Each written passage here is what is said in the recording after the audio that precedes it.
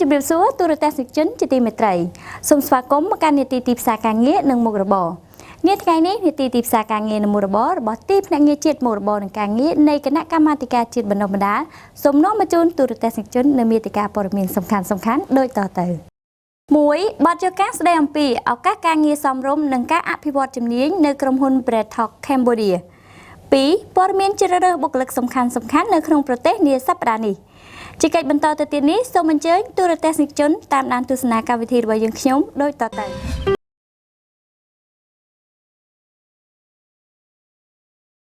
ឯកជនត្រូវបានចាត់ទុកថាជាក្បាលរថភ្លើងនៃកំណើនសេដ្ឋកិច្ចដោយបានចែងនៅក្នុងយុទ្ធសាស្ត្រចតុកោណដើម្បីកំណើនការងារសមត្ថភាពនិងប្រសិទ្ធភាពដំណាក់កាលទី3របស់រដ្ឋាភិបាលកម្ពុជាបច្ចុប្បន្នក្រោមការដឹកនាំដ៏ឆ្លៀសវៃ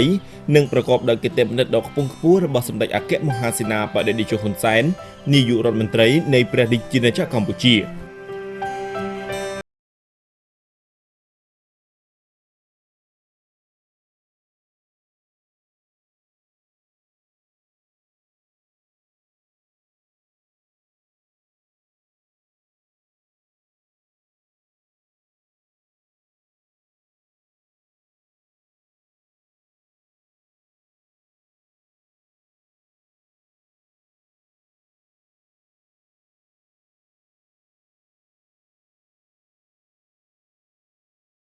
កិច្ចនៅកម្ពុជាកត្តានេះនាំឲ្យមានការកើនឡើងនៅទំនុកចិត្តរបស់វិនិយោគិនទាំងក្នុងនិងក្រៅប្រទេសក្នុងការដាក់ទុនវិនិយោគលើគ្រប់វិស័យនៅកម្ពុជា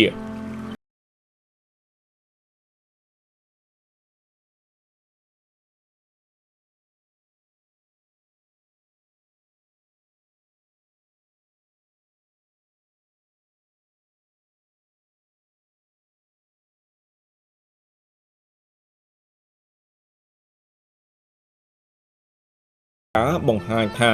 នៅកម្ពុជានាពេលបច្ចុប្បន្នមានសហគ្រាសទាំងតូចទាំងធំចំនួន 514,278 នៅទូទាំងប្រទេសដោយមានការកើនឡើង 11% ធៀបនឹងឆ្នាំ 2011 ដែលមានចំនួនសហគ្រាសប្រមាណ 5,5134 កន្លែង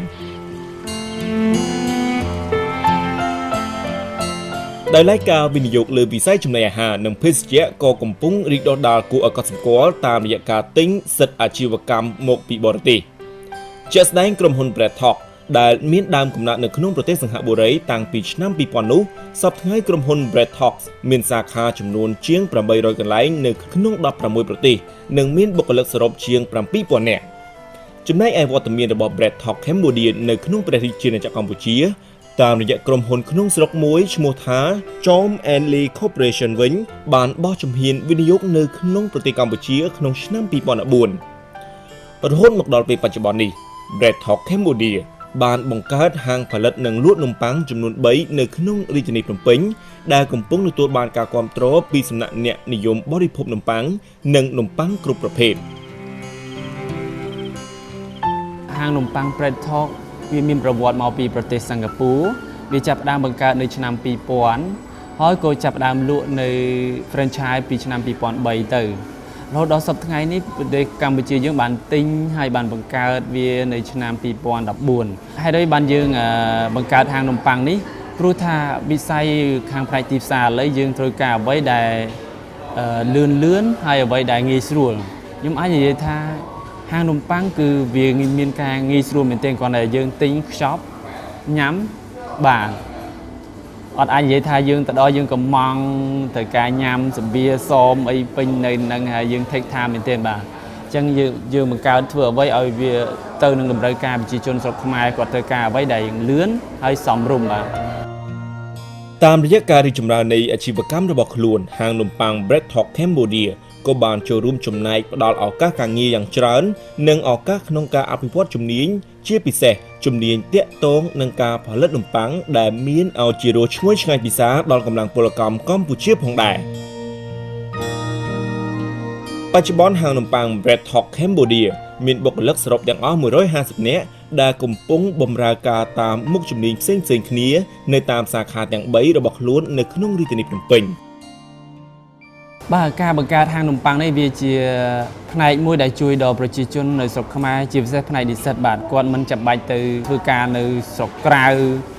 យើងអាចធ្វើការនៅស្រុកយើងហើយយើងបានរៀនផងធ្វើការនឹងផងយើងអាចជួយដល់និស្សិតច្រើនមែនទែនដូចជាគាត់អាចរៀនព្រឹកគាត់ធ្វើការល្ងាចហើយគាត់អាចរៀនល្ងាចធ្វើការព្រឹកហើយក៏បានប្រាក់ខែទទួលសមរម្យហើយនឹងបទពិសោធន៍ដូចជាភាសាអង់គ្លេសដោយសារហាងយើងពាក្យច្រើនយើងឈ្មោះនំប៉័ងឈ្មោះផលិតផលគឺជាភាសាអង់គ្លេសបាទខាង Bread Talk យើងសប្តាហ៍ថ្ងៃយើងមានបុគ្គលិកចំនួនប្រហែលជា150នាក់បាទយើងចែកជា3ផ្នែកទី1គឺផ្នែកធំផ្នែក Office គាត់ធ្វើការផ្នែកឯកសារទិញដូរអញ្ចឹងទៅហើយផ្នែកទី2នោះគឺផ្នែកសេវាកម្មពួកខ្ញុំនៅខាងមុខអ្នកលក់អ្នកធ្វើកាហ្វេអ្នកទទួលរាក់ទាក់រៀបចំនំហើយផ្នែកទី3នោះគឺគេហៅថាផ្នែក production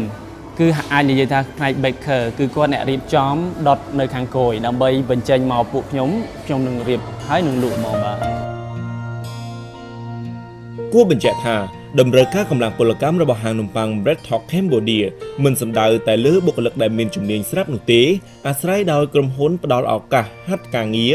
និងការបណ្ដុះបណ្ដាលជំនាញនៅនឹងកន្លែងដែលផ្ដល់នូវឱកាសទទួលបានជំនាញជាក់លាក់និងការងារធ្វើសមរម្យដល់យុវជនសិស្សនិស្សិតដែលមានបំណងចង់បម្រើការទាំងពេញម៉ោងនិងក្រៅម៉ោងក្នុងហាងនំប៉័ង Bread Talk Cambodia នេះជាលើកទី1របស់ខ្ញុំទេដែលខ្ញុំចាប់ផ្ដើមមកធ្វើការងារហើយខ្ញុំពេញចិត្តការងារហ្នឹងទោះបីថាពេលខ្លះការងារវារៀងហត់វាមិនដូចការងារ office តែខ្ញុំសប្បាយចិត្តនឹងធ្វើដោយសារខ្ញុំមានពេលតាក់ទងជាមួយអតិថិជនយើងចង់និយាយថាវឹកហាត់យើងចេះមានទំនាក់ទំនងល្អជាមួយអតិថិជនណាបងហើយឲ្យយើងមានភាពអត់ធ្មត់ជាមួយអតិថិជនហើយនៅនឹងផ្ដល់អត្ថប្រយោជន៍ដល់ខ្ញុំច្រើនទី1ការងារហ្នឹងគឺថ្មីសម្រាប់ខ្ញុំអញ្ចឹងដំបូងខ្ញុំអត់ចេះអីតែដល់ពេលខ្ញុំចូលមកនឹងខ្ញុំចេះទី1គឺខ្ញុំចេះការរៀបចំនំហើយខ្ញុំស្គាល់ពីប្រភេទនំហើយដឹងពីដូចខ្ញុំអញ្ចឹងខ្ញុំ display នំខាង cashier ហើយ packaging អញ្ចឹងអាហ្នឹងខ្ញុំចេះពេលខ្ញុំចូលដំបូងអត់ចេះតែឥឡូវខ្ញុំចេះហើយអ្វីដែលសំខាន់មួយទៀតគឺការទំនាក់ទំនងជាមួយភ្ញៀវអញ្ចឹងជាធម្មតាទម្លាប់របស់ខ្ញុំអត់សូវចេះមាត់ចេះកច្រើនតែពេលខ្ញុំមកហ្នឹងគឺខ្ញុំបង្កើនអាការរស់រាយរាក់ទាក់ជាមួយភ្ញៀវការទំនាក់ទំនងអាហ្នឹងជាអត្ថប្រយោជន៍ដែលអាចឲ្យខ្ញុំជាបទពិសោធន៍សម្រាប់ឲ្យខ្ញុំទៅធ្វើការទៅថ្ងៃមុខទៀតវាអាចទទួលបានជោគជ័យបងចំពោះអត្ថប្រយោជន៍វិញរបស់ខ្ញុំទទួលបានច្រើននៅទី1គឺអត្តចរិតខ្ញុំបានកែប្រែច្រើនពួកខ្ញុំទើបតែជាសិស្សចេញពីវិទ្យាល័យមកហើយខ្ញុំបានស្គាល់នៅអ្វីថាការងារភាពម៉ឺងម៉ាត់ម៉ត់ចត់ជាមួយនឹងការងារហើយទី2ខ្ញុំអាចស្គាល់ហើយនឹងទទួលបាននៅជំនាញធ្វើនំមួយយ៉ាងពិតប្រាកដដែលក្រុមហ៊ុន Bread Talk បានផ្ដល់ឲ្យខ្ញុំចំពោះប្រាក់ខែខ្ញុំអាចទទួលបានសមរម្យពីក្រុមហ៊ុន Bread Talk ហើយប្រាក់ខែទាំងនោះខ្ញុំអាចយកទៅផ្គត់ផ្គង់ក្នុងការសិក្សាហើយនឹងអត់បាច់ចាំបាច់ពឹងលុយម៉ាក់ប៉ាទេពេលខ្ញុំចូលធ្វើការដំបូងខ្ញុំមានអារម្មណ៍ថាចង់និយាយថា restaurant ដូចគ្នាប៉ុន្តែតាំងខ្ញុំបានធ្វើការនេះខ្ញុំមានអារម្មណ៍ថា Bread Talk ឲ្យចំណេះដឹងខ្ញុំច្រើនបាទតាំងពីផ្នែកគ្រប់ផ្នែកទាំងអស់ដែលមានមួយថ្នាក់គាត់បរៀនខ្ញុំបាទបុគ្គលិកទាំងអស់ដែលបំពេញការងារនៅក្នុងក្រុមហ៊ុននឹងទទួលបានប្រាក់ខែសមរម្យតាមជំនាញរៀងៗខ្លួនព្រមទាំងអត្ថប្រយោជន៍ដទៃទៀតផងដែរប៉ុន្តែចំណុចសំខាន់ដែលក្រុមហ៊ុនទទួលចង់បានពីបុគ្គលិកត្រឡប់មកវិញនោះគឺការចេះទទួលខុសត្រូវចំពោះការងារភាពស្មោះត្រង់ការព្យាយាមព្រមទាំងការសហការសម្រាប់ការងារជាក្រុមសម្រាប់ដែលបុគ្គលិកដែលយើងទទួលយកមកធ្វើការនៅក្រុមហ៊ុនយើងនេះគឺយើងសម្ដៅទៅលើទី1អត្តចរិតបាទអត្តចរិតគឺយើងអាចនិយាយថាយើងត្រូវការអ្នករស់រាយរាក់ទាក់ slot boat សម្រាប់ទទួលរាក់ទាក់នឹងភ្ញៀវហើយយើងគោរពការងារហើយជាយើងអាចនិយាយថាអ្នកដែលចេះភាសាអង់គ្លេសឆ្លងតាមហេតុផលជាក់ស្ដែងនៃការបង្កើតឱកាសការងារដ៏ច្រើនតាមរយៈការវិនិយោគគ្រប់ប្រភេទទាំងក្នុងស្រុកនិងពីបរទេសគឺជាការដាស់តឿនស្មារតីដល់បុគ្គលិកដែលមានជំនាញកម្លាំងពលកម្មនិងអ្នកស្វែងរកការងារធ្វើទាំងអស់ឲ្យមានការខិតខំប្រឹងប្រែងថែមទៀតនិងពិចារណាឲ្យបានល្អិតល្អន់ជាទីបំផុតចំពោះការចាប់យកឱកាសការងារតាមរយៈការប្រកួតប្រជែងដោយស្មារតីសុវត្ថិភាពការងារនិងមានភាពងាយស្រួលដើម្បីបង្កើនប្រាក់ចំណូលក្នុងគ្រួសារឲ្យធូរធារសម្បូរសប្បាយហេតុនេះសិស្សនិស្សិតអ្នកស្វែងរកការងារធ្វើនិយោជកព្រមទាំងប្រជាពលរដ្ឋកម្ពុជាទាំងអស់ដែលកំពុងស្វែងរកការងារធ្វើនិងត្រូវការជ្រើសរើសកម្លាំងពលកម្មអាចទទួលបានសេវាផ្ដល់ជូនដោយរដ្ឋាភិបាលនេះតាមរយៈលេខទូរស័ព្ទ016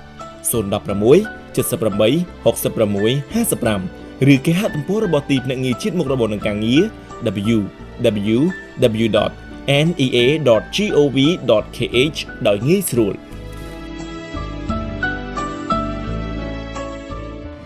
ជាកិច្ចបន្តទៅទៀតនេះនាងខ្ញុំសូមជម្រាបជូនព័ត៌មានជ្រើសរើសបុគ្គលិកសំខាន់ៗនៅក្នុងប្រទេសនាសប្តាហ៍នេះក្រុមហ៊ុន Sunway Cambodia Co Ltd គឺជារោងចក្រជប៉ុនដំឡើងសម្ភារៈបរិក្ខារអគ្គិសនីត្រូវការជ្រើសរើសកម្មការិនីជាច្រើនអ្នកជាបន្ទាន់លក្ខខណ្ឌនៃការជ្រើសរើសកម្មការិនីត្រូវមានអាយុចាប់ពី18ដល់28ឆ្នាំមានអត្តសញ្ញាណប័ណ្ណឬមានលិខិតមានតម្លៃស្មើក្រុមហ៊ុននឹងផ្ដល់ជូននៅប្រាក់ខែស្របតាមការកំណត់របស់ក្រសួងការងារនិងបណ្ដុះបណ្ដាលវិជ្ជាជីវៈប្រាក់ខែ$140ក្នុងមួយខែប្រាក់រង្វាន់ធ្វើការទៀងទាត់$10ក្នុងមួយខែផ្ដល់ជូននៅប្រាក់ឧបត្ថម្ភ$8សម្រាប់ការធ្វើដំណើរនិងស្នាក់នៅផ្ដល់ជូននៅប្រាក់អាហារ$2000រៀលក្នុងមួយថ្ងៃផ្ដល់ជូននៅអាហារសម្រន់រៀងរាល់ថ្ងៃសម្រាប់កម្មករកម្មការិនីទាំងអស់បើបែកខេនារីមានចំណាប់អារម្មណ៍ចំពោះការងារខាងលើសូមទំនាក់ទំនងមកកាន់ទីភ្នាក់ងារជាតិមុខរបរនិងការងារតាមរយៈលេខទូរស័ព្ទ016 78 66 55ក្រុមហ៊ុន Minibia Cambodia Co Ltd ត្រូវការជ្រើសរើសកម្មការិនីជាច្រើនអ្នកលក្ខខណ្ឌនៃការជ្រើសរើសកម្មការិនីត្រូវមានអាយុចាប់ពី18ឆ្នាំដល់32ឆ្នាំមិនចេះអក្សរក៏ដាក់ពាក្យបានដែរក្រុមហ៊ុននឹងផ្ដល់ជូននៅប្រាក់ខែស្របតាមការកំណត់របស់ក្រសួងការងារនិងបណ្ដុះបណ្ដាលវិជ្ជាជីវៈមានកន្លែងស្នាក់នៅថ្លៃទឹកថ្លៃភ្លើងដោយឥតគិតថ្លៃផ្ដល់បាយស3ពេលក្នុងមួយថ្ងៃទទួលបានសហយធ្វើដំណើរ$7ក្នុងមួយខែមានបន្ទប់សង្គ្រោះបឋមមានគ្រូពេទ្យប្រចាំការប្រាក់ឧបត្ថម្ភថ្លៃព្យាបាលនិងអត្ថប្រយោជន៍ផ្សេងៗទៀតជាច្រើនបើបែកខេនារីមានចំណាប់អារម្មណ៍ចំពោះការងារខាងលើសូមទំនាក់ទំនងមកកាន់ទីភ្នាក់ងារជាតិមុខរបរនិងការងារតាមរយៈលេខទូរស័ព្ទ016 78 66 55លើពីនេះនៅក្នុងសប្តាហ៍នេះទីភ្នាក់ងារជាតិមុខរបរនិងការងារបានប្រមូលនិងផ្សព្វផ្សាយនៅព័ត៌មានជ្រើសរើសបុគ្គលិកជាច្រើនប្រភេទជាច្រើនកន្លែងបន្ថែមទៀតអាស្រ័យហេតុនេះប្រជាពលរដ្ឋដែលកំពុងស្វែងរកការងារធ្វើអាចទំនាក់ទំនងមកកាន់មជ្ឈមណ្ឌលការងារដែលស្ថិតនៅរាជធានីភ្នំពេញទូរស័ព្ទលេខ016 78 66 55ខេត្តសៀមរាបទូរស័ព្ទលេខ016 53 66 55ខេត្តបាត់ដំបងទូរស័ព្ទលេខ016 92 66 55ខេត្តកំពតទូរស័ព្ទលេខ016 50 66 55ខេត្តស្វាយរៀងទូរស័ព្ទលេខ016 64 66 55ខេត្តកំពង់ចាមទូរស័ព្ទលេខ016 65 66 55ខេត្តតាកែវទូរស័ព្ទលេខ016 67 66 55ឬចូលមើលគេហទំព័រដែលមានអាសយដ្ឋានwww.nea.gov.kh សូមជម្រាបជូនដំណឹងដល់ទូរទស្សនិកជនផងដែរថាកម្មវិធីរបស់យើងក៏មានផ្សព្វផ្សាយនៅក្នុងគេហទំព័ររបស់ទីភ្នាក់ងារជាតិមុខរបរនិងការងារនិងគេហទំព័ររបស់អង្គភាពព័ត៌មាននិងព្រឹត្តិកម្មរហ័សនៃទីស្តីការគណៈរដ្ឋមន្ត្រី www.pressocm.gov.kh ផងដែរនាងខ្ញុំសូមថ្លែងអំណរគុណចំពោះការតាមដានទស្សនារបស់អស់លោកអ្នកនីតិទីផ្សារការងារនំរបររបស់ទីភ្នាក់ងារជាតិមុខរបរនិងការងារនៃគណៈកម្មាធិការជាតិបណ្ដុំបណ្ដាលនឹងវិលមកជួបទូរទស្សនិកជននៅសប្តាហ៍ក្រោយតាមពេលវេលានិងម៉ោងដដែលសម្រាប់សប្តាហ៍នេះសូមអរគុណសូមគោរពលាមិនតូចចិត្តទេ